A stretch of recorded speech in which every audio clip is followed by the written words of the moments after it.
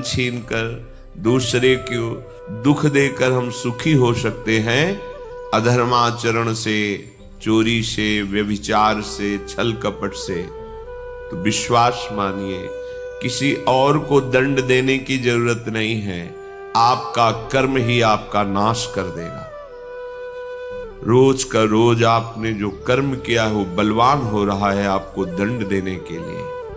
जहां समय आया फिर तुम्हें कोई नहीं बचा सकता।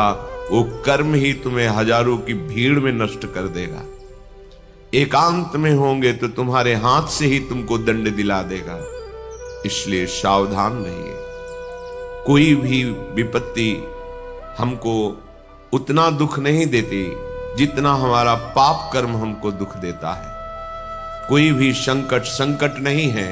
यदि आप धर्म पूर्वक चल रहे हैं तो आया हुआ संकट भी आपकी उन्नति का कारण होगा। यदि पापाचरण करके आपने बहुत सी सुख सामग्री एकत्रित कर ली है तो आप देख लेना, परिणाम में ना वो सामग्री रहेगी, ना सामग्री भोगने वाला तुम्हारा परिवार रहेगा और ना तुम रहोगे। तुम्हारा कर्म तुम्हारा सर्वनाश कर देगा, कहीं भी ठौर नहीं मिलेगी। इसलिए प्यारे, भगवान ने कृपा करके बहुत बढ़िया दिव्य अवसर दिया।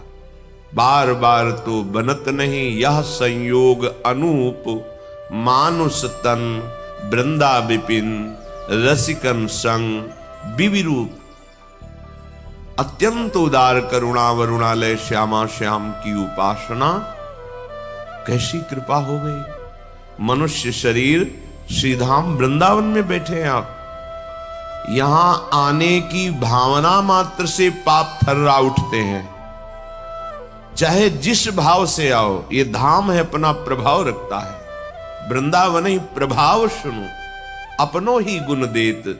जैसे बालक मलिन को मात गोद भर लेत। जैसे अत्यंत वात्सल्यमयी मां केवल ये देखती मेरा बच्चा है, मलिन है कि निर्मल है ये दूसरे देखते हैं, मां नहीं देखती। ऐसे ही वृंदाटवी मां, हम सब उसके बच्चे ही हैं।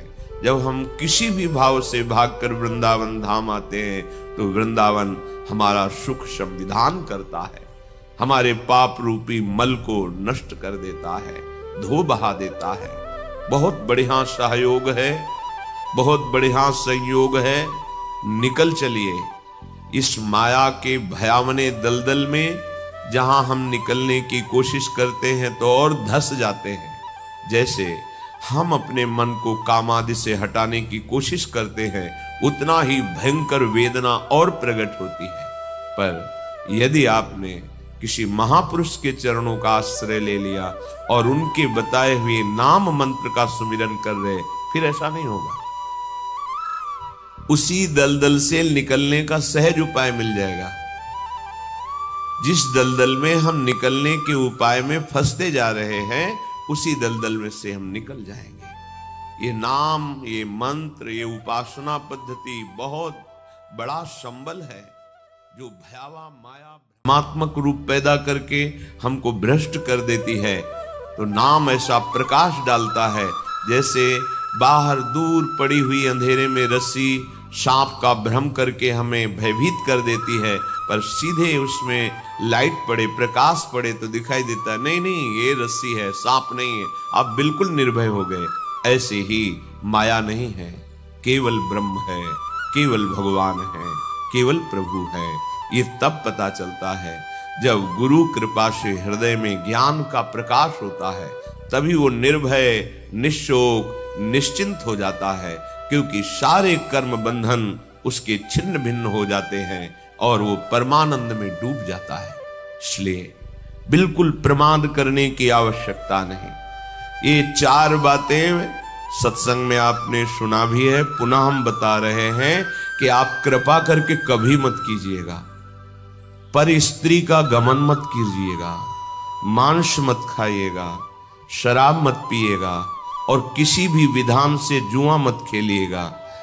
ये द्वित कीड़ा, मद्यपान, परिस्त्री गमन, हिंसा, इसी को व्यभिचार, चोरी आदि, अगर ये आप करेंगे तो कुछ भी कर लो, दान पुण्य कहीं भी चले जाओ, ये आपको दंड देंगे ही देंगे।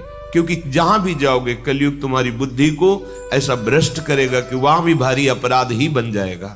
इसलिए सबसे प्रार्थना है, बहुत बढ़िया अवसर मिला है, सुखपूर्वक जियो, आनंद पूर्वक मृत्यु जब आवे तो उसका स्वागत करो और भगवान के धाम में पहुंचो। अनंत आनंद जहां बिखर रहा है, ये जीवन इन ओस कणों के पीने से प्यास नहीं बुझती।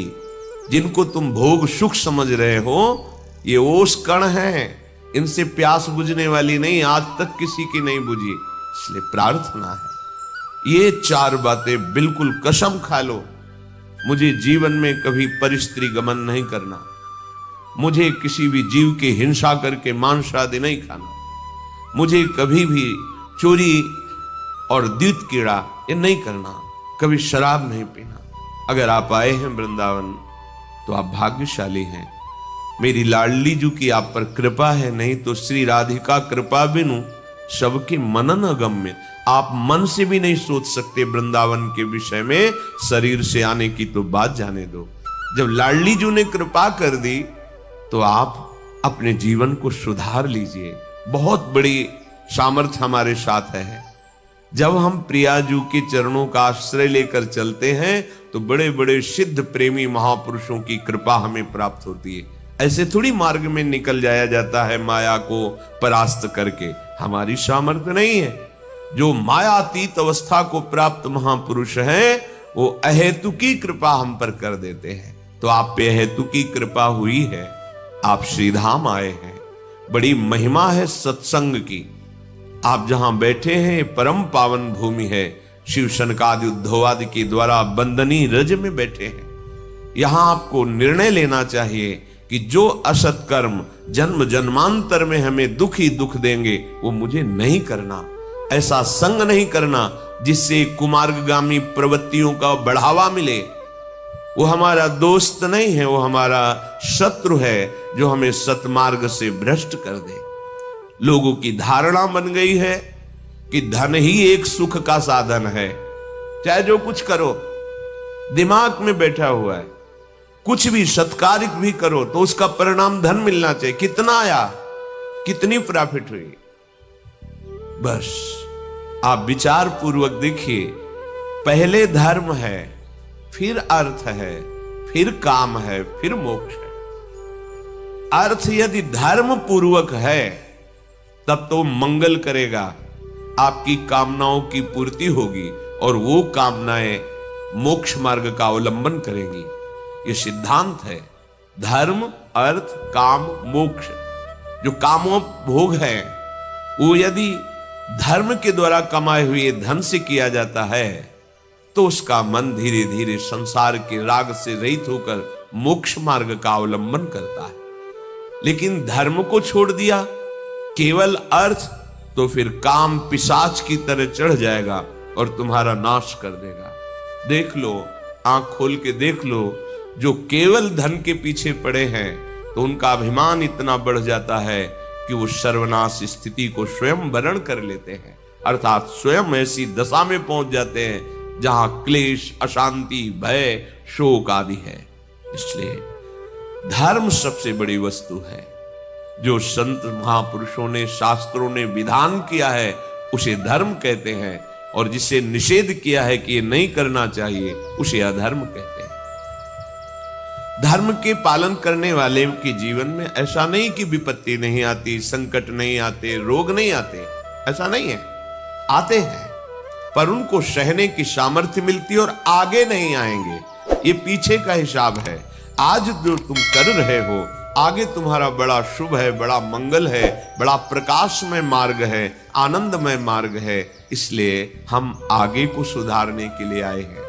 हमारा वर्तमान पवित्र धर्म युक्त, हमारा वर्तमान भगवत स्मरण युक्त, हमारा वर्तमान दूसरों को सुख देने की भावना से युक्त, तो निश्चित भविष्य आपका परम मंगल है, परम सुखमय है। देखो, भगवान के परम पावन भक्त पांडवजन सत्यनिष्ठ है, धर्मात्मा है, धर्म से चलते हैं। कितनी भारी विपत्ति आई है। जो चक्रवर्ती सम्राट पद पर अभिषिक्त हुए उन्हीं को 12 वर्ष का वनवास और 1 वर्ष का अज्ञातवास। कितनी कठिन परिस्थिति है।